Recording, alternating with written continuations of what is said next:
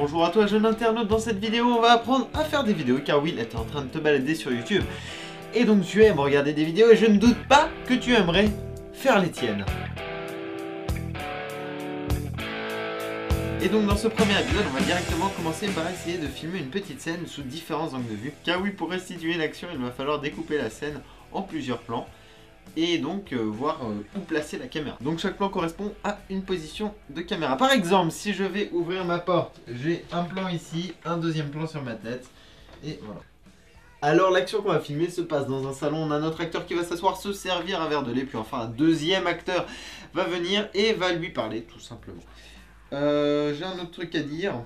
Pour faciliter le tournage et le montage par la suite, on va filmer pour chaque position de caméra la scène quasi en entier. Donc je vous conseille de d'abord filmer la scène avec un plan appelé Master Shot, où on verra l'intégralité presque l'intégralité de l'action. Comme ça, si vous n'avez pas le temps de finir, ou qu'il vous manque un plan, ou que vous avez perdu un plan, ou je ne sais pas quoi, vous avez votre Master Shot qui permet d'assurer n'importe quel autre plan pour remplacer, comme tu veux.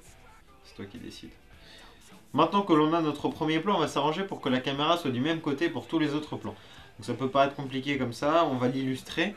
Si l'on regarde la scène de haut, donc on appelle ça un plan au sol, et qu'on trace des traits pour les regards et les déplacements que l'on souhaite filmer, on va avoir des lignes à ne pas dépasser pour placer la caméra.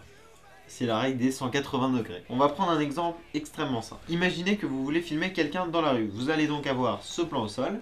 Donc si vous filmez la caméra ici comme je l'ai fait, vous ne devrez pas dépasser cette ligne. Et deuxième règle, attention, ça se complique, il faut qu'entre deux plans, la caméra ait bougé d'un minimum de 30 degrés. Donc pour cette situation, on placera la caméra ici pour notre deuxième plan. Tout ça pour que l'action paraisse fluide pour celui qui le regarde. Et oui, l'explication de la règle des 180 est extrêmement simple, parce qu'en fait, si on ne la respecte pas et qu'on place une caméra, par exemple ici, en dehors des 180 degrés, l'acteur qui dans ce plan ira vers la droite, dans le plan suivant, ira vers la gauche. Voilà, donc ça peut paraître un peu dur au début, mais on s'y fait vite.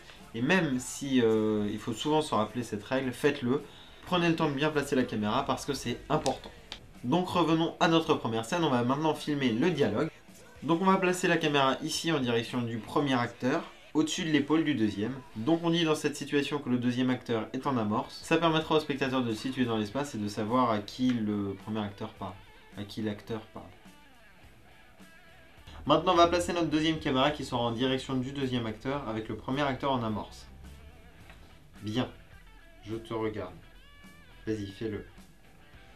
Maintenant qu'on a fini le dialogue, on va faire des très gros plans sur des objets, donc que l'on appelle insert, qui vont nous permettre de faire des transitions entre deux plans qui ne se seraient pas bien enchaînés au montage, ou alors d'accentuer une action. Ici, on va par exemple faire un insert sur la bouteille de lait. Oui, on a fait un insert sur la bouteille de lait. Maintenant qu'on a fait cet insert, on va faire un dernier plan rapproché sur le personnage principal et on a fini tous nos plans. Voilà. Maintenant qu'on a tous nos plans, on va pouvoir les assembler au montage dans un prochain épisode. Et oui, qu'est-ce que vous voulez? D'ici là, portez-vous bien. Salut!